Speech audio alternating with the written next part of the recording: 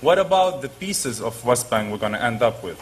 Okay, settlements are continuing to be built inside the West Bank. The wall is being built inside the borders of 1967. So now please talk to me about peace, about pro-Palestine, when it comes to building walls and actually separating the West Bank from East Jerusalem. Okay, here is what a Palestinian state would have looked like had Camp David and Taba been accepted. It would be a completely contiguous West Bank with an area that, including Ma'aleh Adumim, and some of the other areas right side of Jerusalem, which would become part of Israel and would remain within the wall. The ultimate goal is to have a separation fence that is on the border, the accepted border. And I'll tell you what I think the real options are today. The real options are, if this new peace party wins, if the Sharon Peres peace party wins, it will offer the Palestinians a very good deal, a deal much like that what was rejected at Camp David and Taba. And by the way, if you think it was the Israelis who rejected it, just ask Bill Clinton.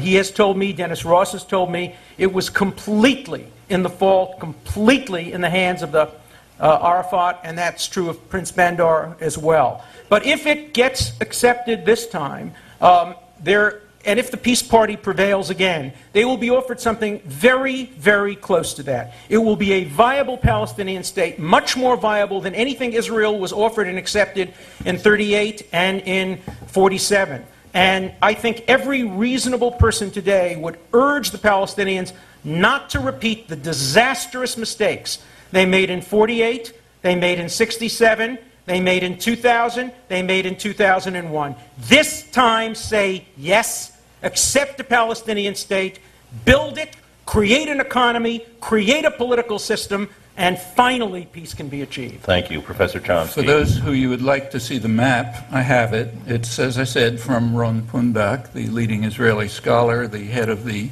Shimon Peres Peace Center. It shows, this is the Camp David map, which Clinton recognized was impossible, which is why they went on to Taba. And it cuts through the West Bank completely. It's not that. It's, it is. Here it is. Here it is. This is Ron Pundak's map. That's the one the Palestinians... We know that everyone can see them clearly. Ron Pundak is not a Palestinian. He's the head of the Shimon Peres Peace Center. This is Dennis Ross's map. Yes, Dennis Ross was the U.S. negotiator whose word is meaningless. Ron Pundak is the leading Israeli scholar. And if you want to go into why Ross's book is worthless, I'll be happy to say it. It's obvious to any reader. It stops... You know, what's obvious to you is not obvious to other people. Well, I'll tell you why. It stops, notice that his book stops immediately before Taba. Why? Because Clinton's parameters and what Clinton said about the acceptance of them by both sides and the Taba negotiations completely undermines Dennis Ross's book. So he therefore terminates it right before that and can therefore make these absurd claims. But if you want to learn something about it, look at Israeli scholarship. It's much more serious. Thank you. Good evening. I'd like to thank both professors for speaking so eloquently tonight. My name is Josh Suskowitz. I'm a recent alum of Harvard College, and I'm really glad to be back. I have sort of a simple question for Professor Chomsky. It seems to me that you left out in your analysis the element of violence, psychological, physical, against Israel, against Jews. And it seems to me also that the history that Professor Dershowitz described, a lot of that is dictated by what happened, the terrorism, the wars against Jews, especially considering the immediate history right before the establishment of the State of Israel, the Holocaust, and everything that has happened since. So I'd like you to address the effect of the psychological effect and the physical effect of war and terrorism on Israel. Well, that's half of a very important question. The other half of it is, what's the effect of war and terrorism on the Palestinians?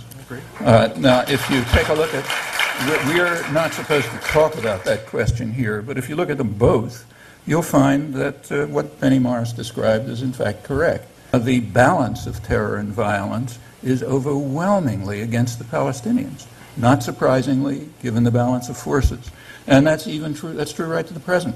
I mean, for decades, Israel was able to run the West Bank virtually with no forces, as Morris and others point out, because the population was so passive.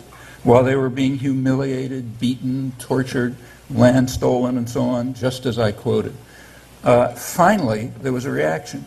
And it's interesting to see the U.S. reaction to it.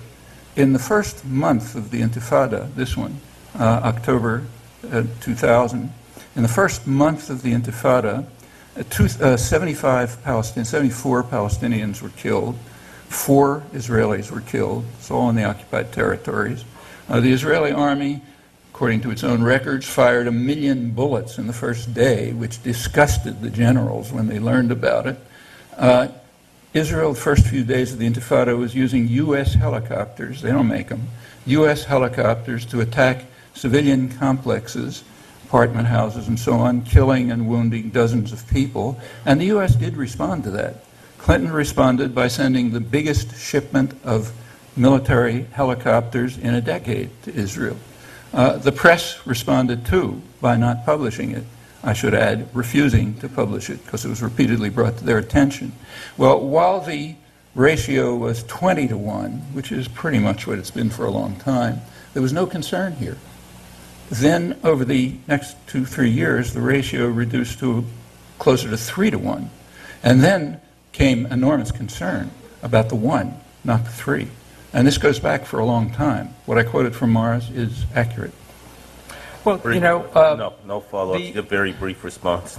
the idea that there is this vast conspiracy between the American media and both Democrats like Clinton and Republicans like Bush to hide the truth from the American public